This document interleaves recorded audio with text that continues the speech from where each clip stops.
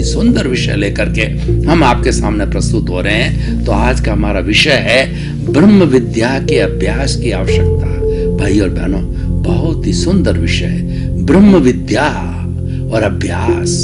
ब्रह्म विद्या किसे कहते हैं? ब्रह्म का मतलब हम ब्रह्माष्टमी, मैं ब्रह्म हूं। ब्रह्म इस संपूर्ण लोक के अंदर व्याप्त है और वह ब्रह्म जो है प्योर है, एब्सोल्यूट प्योर है, 24 कैरेट का सोना है, अमूर्त है, अशरीरी है, लेकिन वह सब में निवास करता है। वह जो है वेदांत की भाषा में बात करें, जहां से ब्रह्म शब्द आया है, तो वेदांत कहता है कि ब्रह्म सत्य, ब्रह्म सत्यम और जगत मिथ्या। दुनिया में कोई सत्य है तो ब्रह्म है, बाकी सब मिथ्या मतलब ज्ञान है। बाकी जो है सब जो है वह जो है हमारा ब्रह्म है, और वह जो हमारा जो कहना चाहिए कि हमारी भ्रांति है, ब्रह्म है, अज्ञान है, वो सारा। और ये अज्ञान के कारण, भ्रांति के कारण जो है, माया के कारण जो है, ये ब्रह्म प्राप्त नहीं होता है।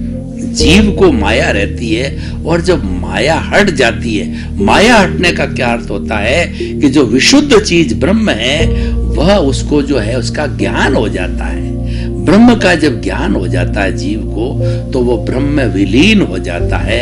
विलीन होते ही मुक्त हो जाता है। और वेदांत कहता है कि विदेह होता है। विदेह होने के बाद के अंदर जीव मुक्त होता है। जब ब्रह्म ज्ञान होता है, जब ब्रह्म विद्या होती है, तब व्यक्ति विदेह बनता है। और विदेह व्यक्ति होता है, जीवन मुक्त होता है, और वह जीवन समाप्त करने के बाद में जीव मुक्त होकर के ब्रह्म में विलीन होकर के फिर 84 लाख जीवा योनि में घूमने नहीं आता। हम एक उदाहरण दे रहे हैं, विदेह किसे कहते हैं? विदेह का अर्थ होता है वी प्लस देह। शरीर में रहते हो भी शरीर का भान नहीं, तो किसका भान? भान रहना है अपने स्वभाव का, अपनी शुद्ध आत्मा का भाव रहना शरीर में है, लेकिन वो भजना करता है शुद्ध आत्मा की। भीतर विराजमान प्रभु की भजना करता है, भीतर विराजमान ब्रह्म की, और जो है वो भजना करता है। और ये भजना करना ही ब्रह्म विद्या है। विद्या तो साधन है और ब्रह्म हमारा साध्य है। इसीलिए उस साध्य की प्राप्ति करने के लिए जो हमारा जब साधन साध्य शुद्ध है, तो साधन भी शुद्ध चाहिए। तो ब्रह्म को प्राप्त करने के लिए ब्रह्म विद्या की आवश्यकता होती है। तो विदेह किसको कहा जाता है? शरीर में रहते ही शरीर का भान नहीं करना।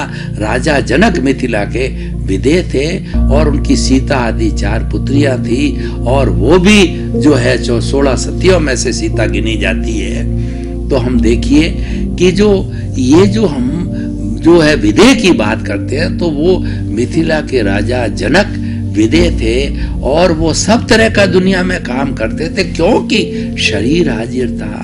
और ये शरीर चाहे राम का हो, कृष्ण का हो, और जनक का हो, आपका और मेरा हो, ये पूर्व जन्म के कर्मों के भुगतान के लिए मिला है। जब तक एक एक कर्म का भुगतान होकर के एब्सोल्यूट हमारा जो कार्बन शरीर जो भुगतान कराता, अविद्या है, अज्ञान है, कॉजल बॉडी है, हमारा लिंग शरीर है, वो जब तक हाजिर है तब तक ये शरीर रहता है। और वो बिल्कुल जीरो हो गया तो फिर उसके बाद में वो विदेह जो जाकर के उसी जन्म के अंदर वो जीव मुक्त हो जाता है, उसको संपूर्ण ब्रह्म ज्ञान हो जाता है, बूंद समुद्र में विलीन हो जाती है। लेकिन जैन धर्म की अपनी अलग मान्यता है, मिलती जुलती है मान्यता। जैन धर्म क्या कहता है? हर आत्मा 84 लाख जीवा योनि जो उत्पत्ति स्थान है, वो हर आत्मा वो असंख्य अनंत है। हर आत्मा के अंदर ईश्वर बनने की संभावनाएं, योग्यताएं, पोटेंशियलिटी है। और वो कब होगा कि उसके भीतर जो शुद्ध आत्मा मूल स्वरूप है, मूल स्वभाव है। जब हम शुद्ध आत्मा की बात करते हैं तो आप हमेशा मानिए मूल हमारा शुद्ध आत्मा शब्द बार बार आता है, क्योंकि हमारा आत्मविज्ञान का लक्ष्य है शुद्ध आत्मा को प्राप्त करना।